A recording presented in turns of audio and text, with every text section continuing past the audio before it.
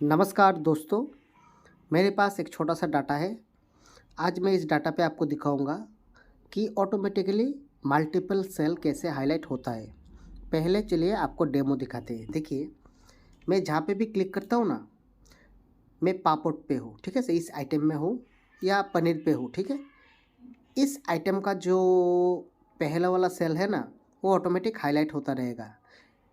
कितना नंबर पे है? 6 नंबर पे, तो 6 नंबर हाईलाइट हो गया। और ऊपर का नाम क्या है? Product team. देखिए, मैं जब नेक्स्ट पे जाता हूँ, यहाँ पे क्वांटिटी पे जाता हूँ, तो देखिए क्वांटिटी हाईलाइट होता रहेगा और इसका जो सीरियल नंबर है वो भी हाईलाइट होता रहेगा। मैं अगर नीचे जाता हूँ तो देखिए इसका जो सीरियल नंबर है वो हाईलाइट होता रहेगा।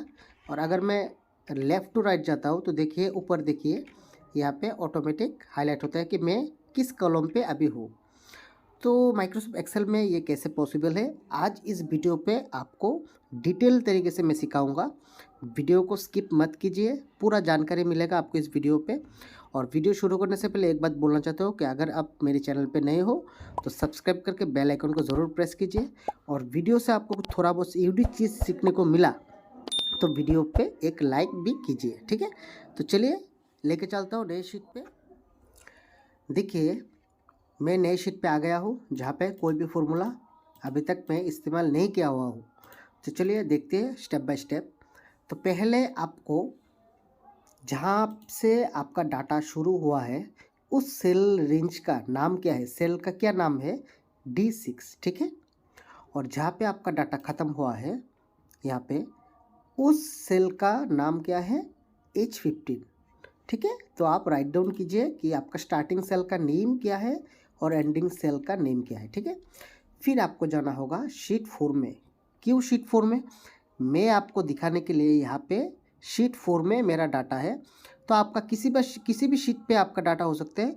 मेरे यहाँ पे शीट 4 में है डाटा, तो इसलिए मैं शीट 4 में राइट क्लिक करूँगा। यहाँ पे है व्यू कोड, व्यू कोड में मैं क्लिक करूँगा, ठीक है। तो यहाँ पे आपको पहले जो सिलेक्शन करना होगा वो है वर्कशीट, ठीक है।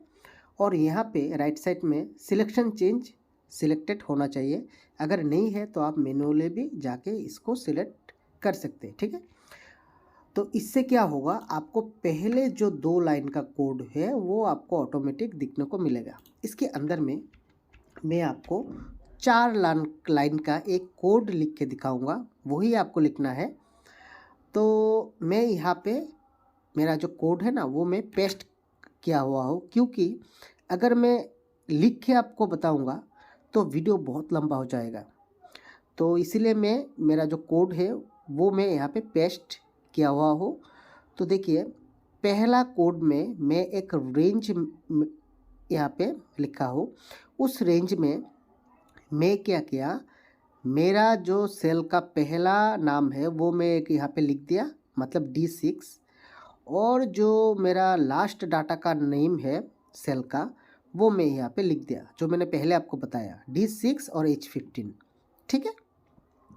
दूसरी लाइन पे मैं रेंज A1 और रेंज A2, इस दोनों रेंज को मेंशन किया हुआ हो। देखिए A1 का मतलब यहाँ, क्योंकि यहाँ का रो का नेम 1 है और 2 है, यहाँ पे कॉलम का नेम क्या है? A। तो इसलिए A1 और A2 को मैंने यहाँ पे मेंशन किया हो। A1 को किस लिए मेंशन किया हो? टारगेट डॉट रो, मतलब यहाँ पे रो नंबर आएगा। जहाँ पे भी आपका डाटा पे आप जहाँ पे भी क्लिक करोगे ना, उसका जो रो नंबर है वो यहाँ पे ऑटोमेटिक आएगा और उसका जो कॉलम नंबर है वो यहाँ पे ऑटोमेटिक आएगा, ठीक है। इसलिए मैं A1 को रो और A2 को यहाँ पे कॉलम लिखा हुआ हो। और इफ़ फॉर्मूला को क्लोज करने के लिए एंड इफ़ मैंने यहाँ पे मेंशन कर दिया। इससे क्या होगा, फॉर्मूला यहाँ पे ही क्लोज हो जाएगा। पहला स्टेप आपका कंप्लीट, ठीक है। आप इस कोड को स्क्रीनशॉट लेके भी लिख सकते हो, ठीक है।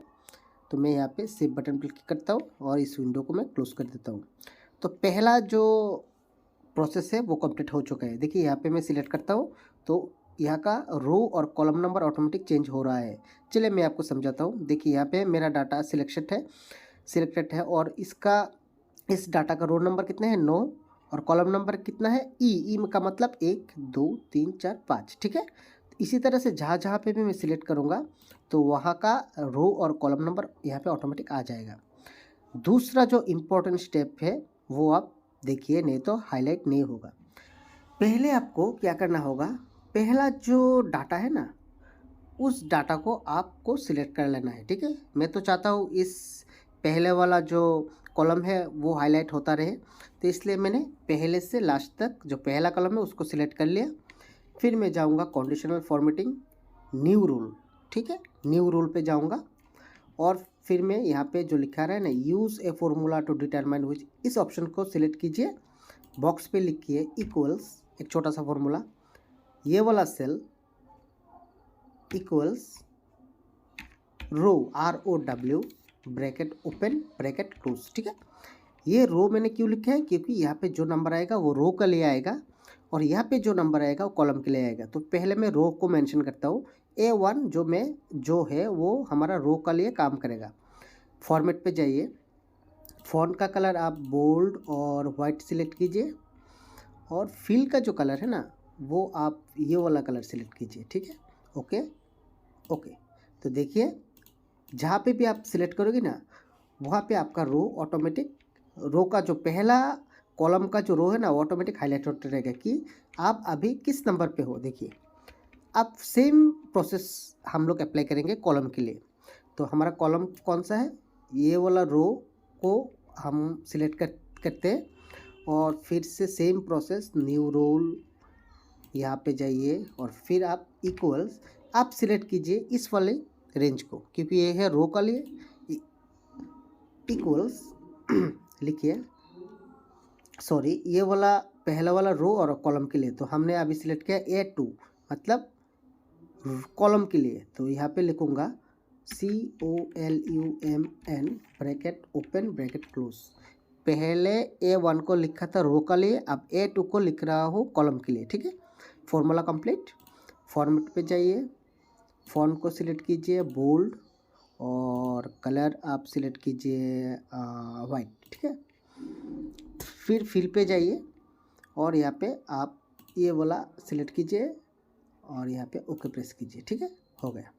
देखिए आपका जो डायनामिक शीट है ना वो ऑटोमेटिक हाईलाइट होता रहेगा, ठीक है। तो आपको क्या करना होगा, पहले वाला जो ये वाला कॉलम है इसको आपको हाइड कर देना है, हाइड, बस पूरा काम ख़त्म। आप मैजिक देखिए, जहाँ जहाँ पे भी आप सिलेक्शन करोगे उसी हिसाब से रो और कॉलम ऑटोमेटिक हाईलाइट होता रहेगा, है ना मज़ेदार। तो ऐसे मज़ेदार वीडियो देखने के लिए मेरे चैनल को ज़रूर सब्सक्राइब कीजिए। तो मिलते हैं नेक्स्ट वीडियो में। Thank you so much.